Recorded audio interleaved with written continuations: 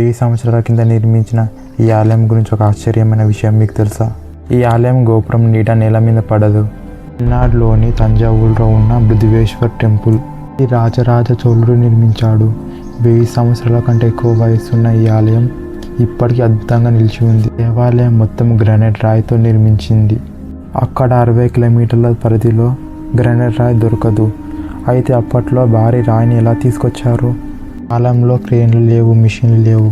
అయితే 80 టన్నుల రాయిని గోపురం పైకి ఎలా ఎక్కించారు?